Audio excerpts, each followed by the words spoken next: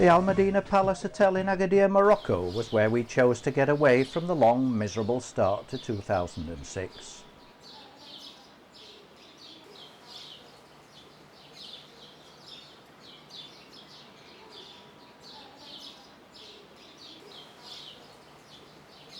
This beautiful five-star hotel has a strong Moroccan theme. It's made up of several buildings which spread down a hillside towards the sea.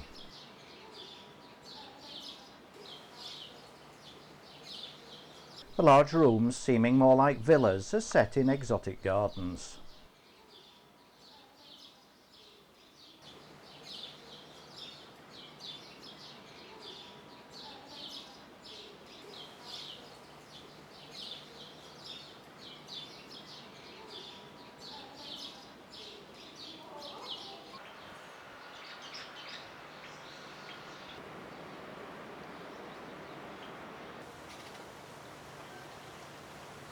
The Lois building houses the Al Medina centre of shops and restaurants and fronts onto the main road, where there are other attractive buildings. A cheap and convenient way of getting around within the town of Agadir is by the distinctive orange petit taxi. Across the main road, a parade of shops runs through to the seafront, from where there's a view of the Caspar, or fortifications, on top of the hill.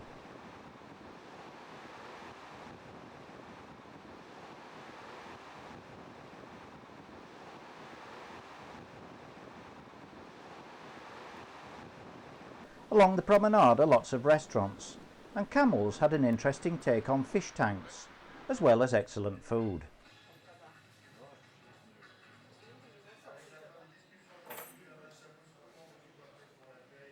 The sandy beach stretches for 5 miles.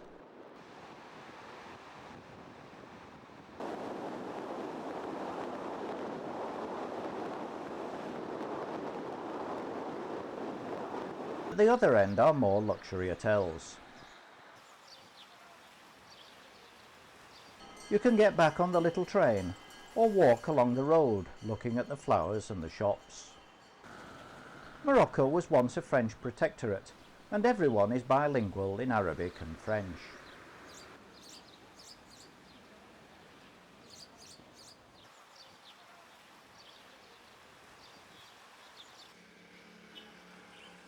Agadir is a very modern town, the original having been destroyed by earthquake in 1960.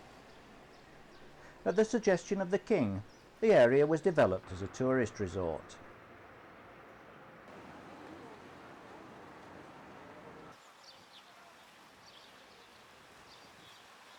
There's very little traditional Moroccan architecture left.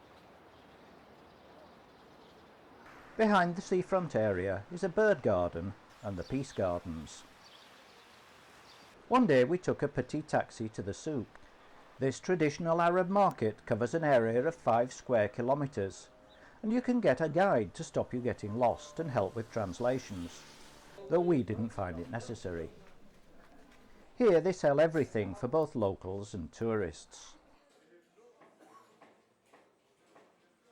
Lamps are a Moroccan speciality.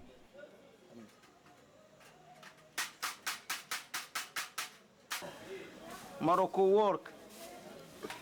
It's very good.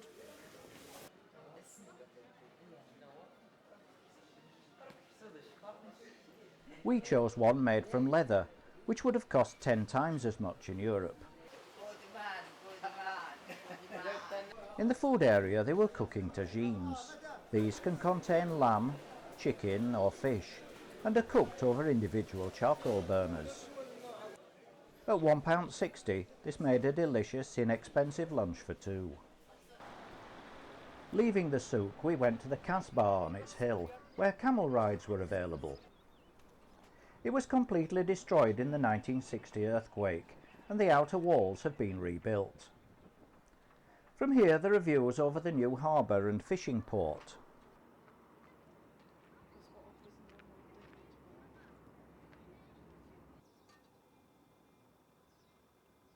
Within the walls is a communications centre.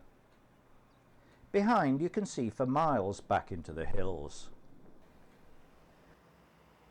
There were many houses within the old walls, but all of them were completely destroyed by the earthquake, and thousands of people died.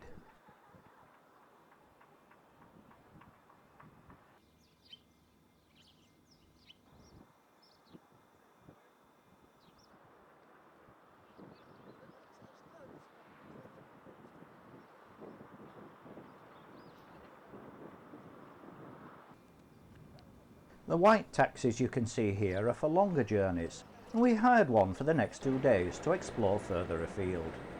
The first day we went up the Sousse Valley, which is very fertile, and they can grow almost anything. Oranges, dates, almonds, goats. Goats? Yes, nomadic tribesmen graze their goats at the roadside, and these climb the argan trees to get at the fruits which they love.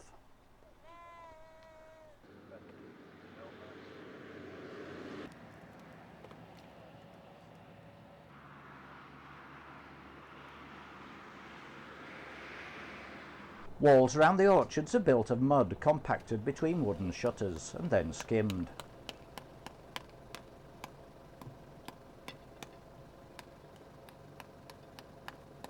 They're capped with a sort of thatched roof. We went to a tannery, because that's where all tourists are taken. First we were shown how sheepskins are cleaned. This is done on behalf of the owners, often small farmers, who use the finished skins as bedding. The tannery was particularly busy because it's traditional for families to kill a sheep for the feast following Ramadan. This back-breaking job pays 50 pence a skin. The fleece is finished by combing and brushing. The tannery treats many different types of skin, including dromedary and fox.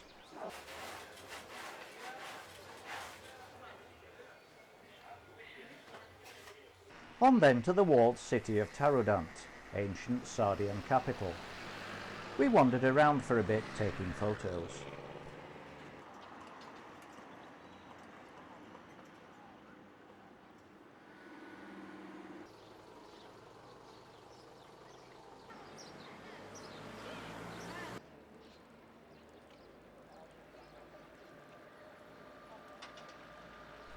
The area inside the walls of any fortified town or city is known as the Medina. In the Medina of Teredant is a big open square with a fountain.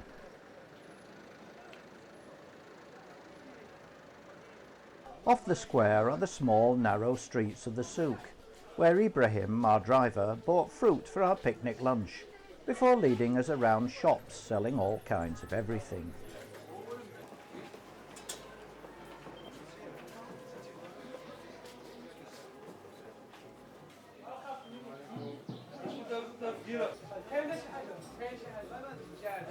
One of the more interesting stalls was this one, selling earthenware pots and hundreds of tagines.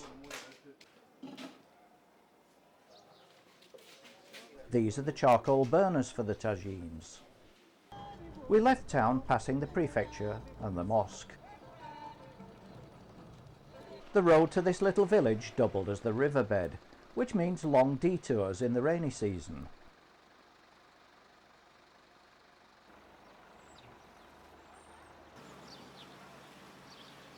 Once out in the countryside, Ibrahim prepared our picnic lunch.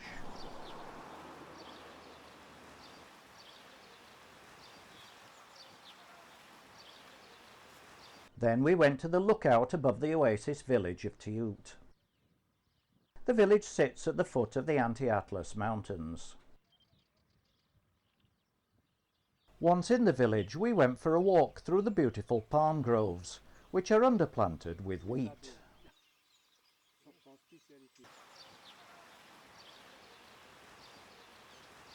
We declined the offer of a donkey ride, but paid the boy for his photograph instead. Above the village stand the ruins of the Caspar.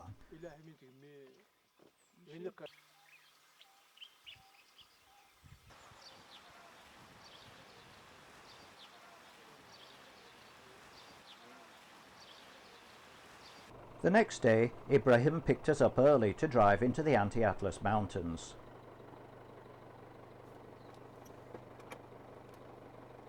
This was a new reservoir which had flooded the valley right to the edge of the village.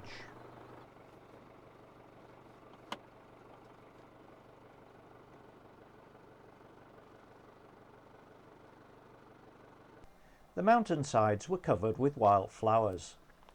In some places it just looked as though someone had planted a cactus garden. The terraces were built to grow almond trees, but there's been a 30-year drought and most of the trees have died.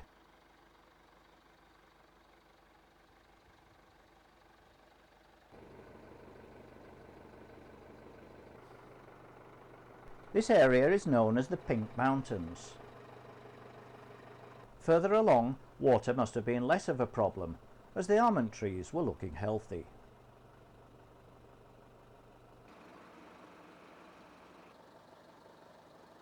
Throughout the mountains are abandoned Caspars.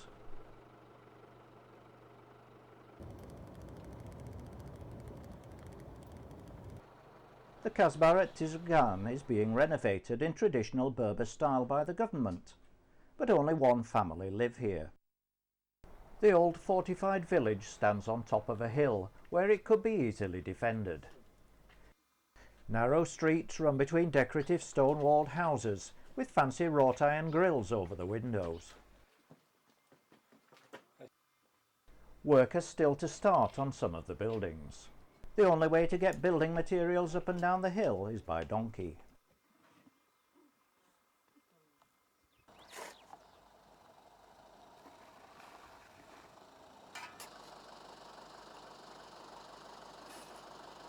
We carried on driving through the hills and almond groves, past small villages set in brilliant green oases.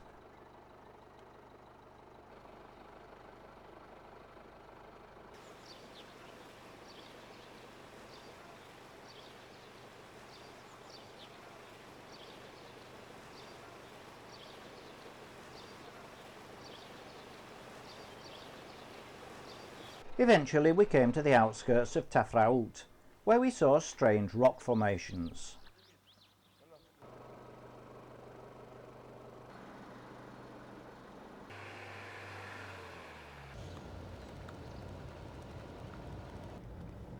We stopped in Teredant just long enough to buy bread and more fruit, before stopping in the fields for lunch.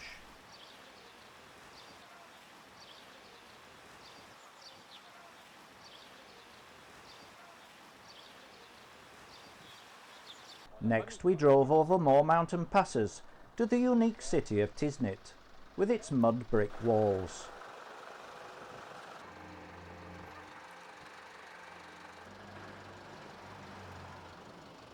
Ibrahim took us back home, and the following day we set off in a different form of transport, into the high Atlas Mountains. Okay, so as I told you before, please, that here we are in the first stop, which we call it Tiskiji, the area we call Tiskiji. When the guide told us to start walking, we thought it was a joke, but it was so that we could get closer into the countryside than was possible in the cars.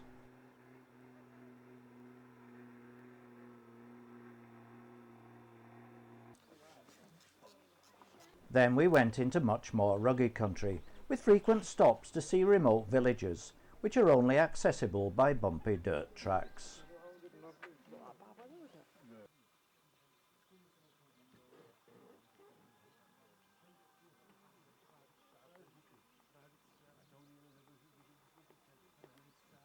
We stopped in one of the villages and were taken to see a typical Berber house.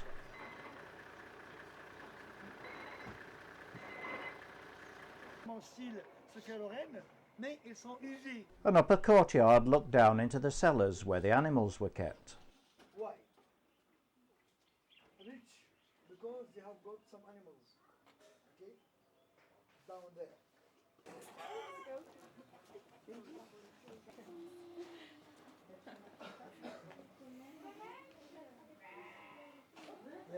The guide used Chris as a model to show how a traditional headdress is worn. Look. I had this done in Dubai as well. That should keep her quiet for a bit. The red is honey, the yellow is argan oil, that one is amlu, and this one is olive oil. So you could make like this, like this, like this, like this, and like this. Yeah. This is a Berber breakfast. Enjoy your milk. Yeah. The house has its own orange grove in a sort of cloister garden.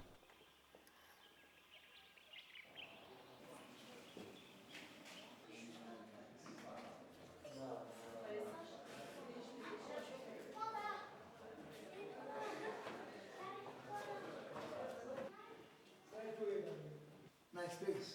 Yeah. Leaving through the main gate, we walked around the village where most of the houses seem to have satellite dishes.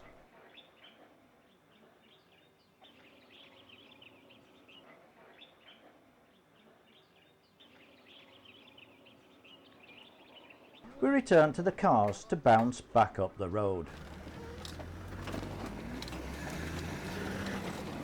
At the next stop, we changed transport again, this time to the four-legged variety.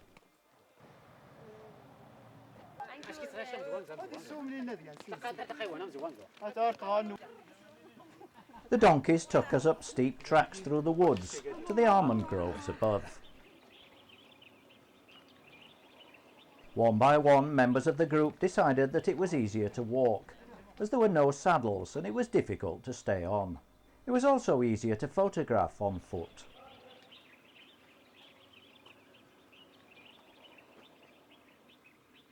Only the brave few stayed on the donkeys all the way to the Caspar on the hill.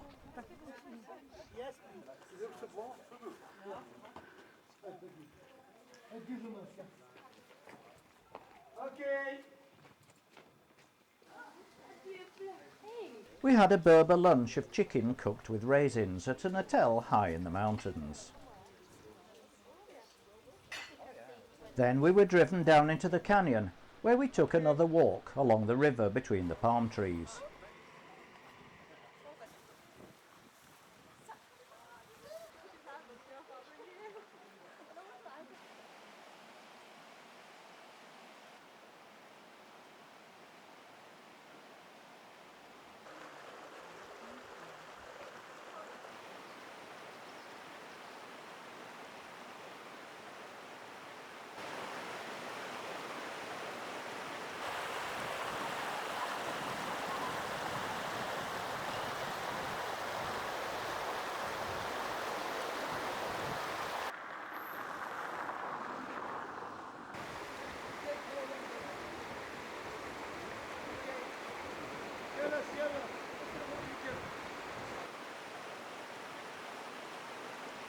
The final stop was at a viewpoint below Agadir's Caspar.